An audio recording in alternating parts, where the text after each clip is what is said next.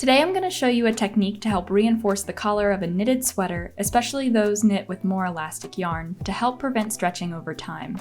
This technique is used in my Sable Sweater pattern, which is the sweater I'll be working with today. The Sable Sweater is a top-down raglan knit featuring a high neckline and wider sleeves. To ensure the collar sits higher up on the neck and doesn't stretch out, I recommend working slip stitches at the base with a crochet hook.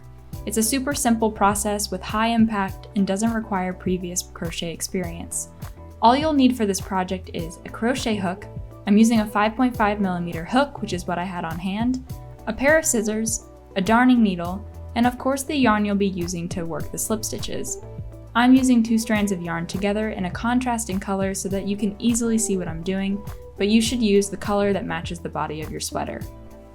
Flip your sweater inside out, wrong side facing you. We will be working a chain of slip stitches along the base of the collar to make the draped effect. The Sable Sweater is worked in stockinette stitch throughout, so the wrong side is showing a series of purl stitches or a series of U's and rainbows. We'll be paying special attention to the rainbow shapes, using these as a guide when working our slip stitches. To make the first stitch, start from the center back and slip your crochet hook up through the rainbow shape, wrap your hook around your working yarn, and pull back through. You'll now have a slip knot around your crochet hook. Find the next rainbow shape, insert your hook, wrap around your yarn, and pull through both the rainbow shape and your slip knot. You should only have 1 stitch wrapped around your hook.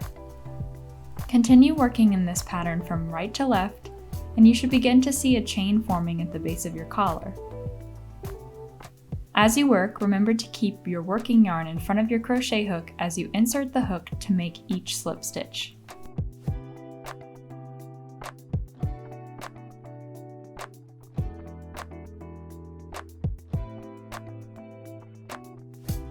Again, to work each slip stitch, find the next rainbow shape, insert your hook, wrap it around your yarn, and pull through both stitches.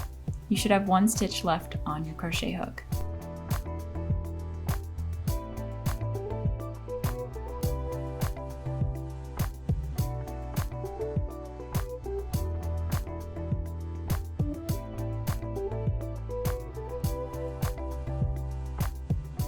Once you finish working the whole way through, you'll need to join both your cast-on yarn and your working yarn.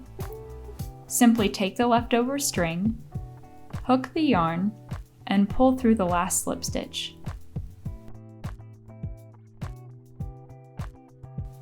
Make a knot to secure it in place. And you're done.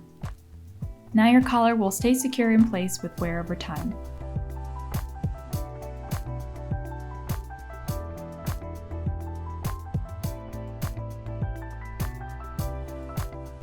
Thank you so much for watching. I hope this tutorial was helpful to you whether you're knitting my Sable Sweater pattern or just wanted to get the most out of your favorite clothing items.